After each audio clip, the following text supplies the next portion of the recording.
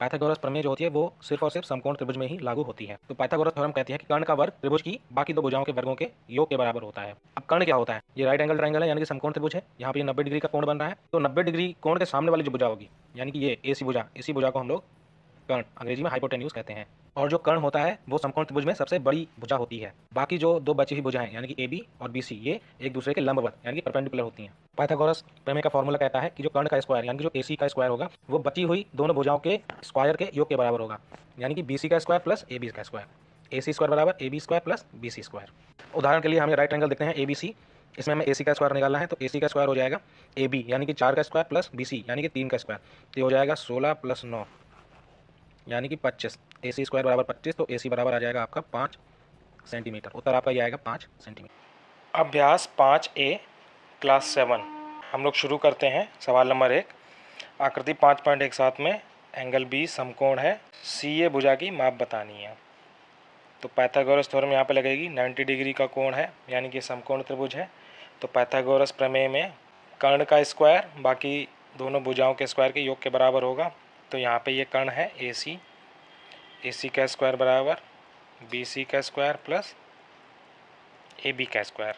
AC का square हमें मालूम नहीं है, BC हमको दे रखी है 8 का स्क्वायर हो जाता है 64 प्लस AB दे रखी है 6 का स्क्वायर हो गया 36। तो AC स्क्वायर बराबर 64 प्लस 36 जोड़ेंगे तो 100 आएगा। तो AC बराबर हो जाएगा रूट में 100। AC बराबर 100 को हम लिख सकते हैं 10 गुणा 10, तो AC बराबर 10, यही हमारा उत्तर होगा। सेंटीमीटर में है तो यहाँ पे हमारा उत्तर आ जाएगा 10 सेंटीमीटर। तो ऑप्शन 2 हमारा सही है। आकृति 5.18 में एंगल A समकोण है। तो देखिए हमको फिगर इस तरह से बना के दे रखा है कुछ ABC, ये 90 डिग्री का एंगल है, ये 13 सेंटीमीटर दे रखी है और ये 12 सेंटीमीटर दे रखी है। तो AB का माप निकालना है। तो इस फिगर में आप देखिए कि हमको कर्ण की वैल्यू तो दे रखी है 13 सेंटीमीटर। कर्ण कैसे पता चलता है कि 90 डिग्री के सामने वाला जो भुजा होती है उसी भुजा को कर्ण कहते हैं। तो हमें कर्ण दे रखा है और एक भुजा दे रखी है, तो हमें दूसरी भुजा बतानी है। तो उत्तर पुस्तिका में लिखेंगे पाइथागोरस थ्योरम के अनुसार BC का जो स्क्वायर होगा वो बराबर होगा AB square plus AC square, AB square plus AC square. BC भुजा हमको दे रखी है 13 का स्क्वायर हो जाता है 169 बराबर AB हमको निकाल ली है तो इसकी जगह यही लिखा रहेगा। AC हमको 12 दे रखी है तो 12 का स्क्वायर होता है 144। तो यहाँ पे आ जाएगा AB स्क्वायर बराबर 169 माइनस 144, AB स्क्वायर बराबर आ जाएगा 25। AB बराबर हो जाएगा अंडर रूट में 25,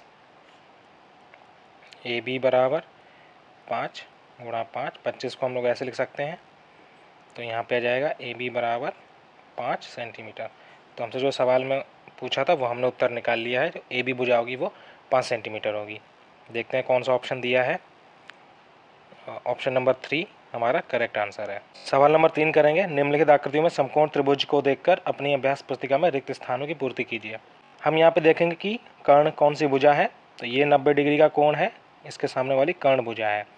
तो 4 का स्क्वायर प्लस 7 का स्क्वायर बराबर x का स्क्वायर, तो यहाँ पे आ जाएगा x का स्क्वायर। इस फिगर में कर्ण A है तो A का स्क्वायर बराबर 5 का स्क्वायर प्लस 5 का स्क्वायर। यहाँ पे दे रखा है 5 का स्क्वायर प्लस यहाँ पे आ जाएगा 5 स्क्वायर बराबर A स्क्वायर। फिगर 3 देखते हैं। ये वाली भुजा कर्ण है तो 13 का स्क्वायर बराबर 7 का स्क्वायर प्लस P का स्क्वायर। तो 13 के स्क्वायर में से जब 7 का स्क्वायर जाएगा तब P स्क्वायर की वैल्यू आएगी। 13 स्क्वायर माइनस 7 स्क्वायर बराबर P स्क्वायर। फिगर नंबर 4 देखते हैं। यहाँ पे ये भुजा कर्ण है, y स्क्वायर की वैल्यू कैसे निकलेगी? कर्ण के स्क्वायर में से हम 8 का स्क्वायर घटा देंगे तो y की वैल्यू निकल आएगी। तो y का स्क्वायर बराबर 10 का स्क्वायर माइनस 8 का स्क्वायर। सवाल नंबर 4 करेंगे। त्रिभुज ABC में ABC समकोण है। AB हमें 7 दे रखी है, BC 24 सेंटीमीटर दे रखी है, तो CA की लंबाई हमें ज्ञात करनी है। तो लिखेंगे पाइथागोरस थ्योरम या फिर पाइथागोरस प्रमेय के अनुसार सी ए का स्क्वायर बराबर सी बी का स्क्वायर प्लस ए बी का स्क्वायर। तो सी ए स्क्वायर बराबर सी बी की वैल्यू हमको दे रखी है 24, 24 का स्क्वायर यहाँ पे लिखेंगे प्लस ए बी की वैल्यू हमको दे रखी है 7, 7 का स्क्वायर यहाँ पे ऐसे लिख लेंगे। तो सी ए का स्क्वायर बराबर हो जाएगा 576 प्लस 7 का स्क्वायर हो गया 49, सी ए स्क्वायर आएगा 576 49 जोड़ेंगे 625, सी ए बराबर अंडर रूट 625, सी ए बराबर 625 किसका स्क्वायर है 25 का स्क्वायर है 25 गुणा 25, तो सी ए बराबर निकल के आ जाएगा 25 सेंटीमीटर और यही हमारा उत्तर होगा। सवाल नंबर 5 करेंगे। आयत ए बी सी डी में सी ए 20 सेंटीमीटर है, जो विकर्ण सी ए है वो 20 सेंटीमीटर है। ये 20 सेंटीमीटर दे रखा है, ए बी हमको 16 सेंटीमीटर दे रखी है, हमें बी सी की लंबाई ज्ञात करनी है। तो हमें फिगर कुछ इस तरह का दे रखा है, ये हो गया ए, ये हो गया बी, ये हो गया सी। ये हमको दे रखी है 20 सेंटीमीटर और ये हमको दे रखा है 16 सेंटीमीटर और ये 90 डिग्री का होता ही है। आयत के सभी कोण 90 डिग्री के होते हैं। तो ये जो ए सी भुजा है ये कर्ण है। तो फॉर्मूला लिखेंगे पाइथागोरस प्रमेय के अनुसार सी ए स्क्वायर बराबर A B square plus B C square. C A हमको 20 दे रखी है तो 20 का स्क्वायर होता है 400, ए बी हमको 16 दे रखी है तो 16 का स्क्वायर होता है 256 प्लस बी सी स्क्वायर।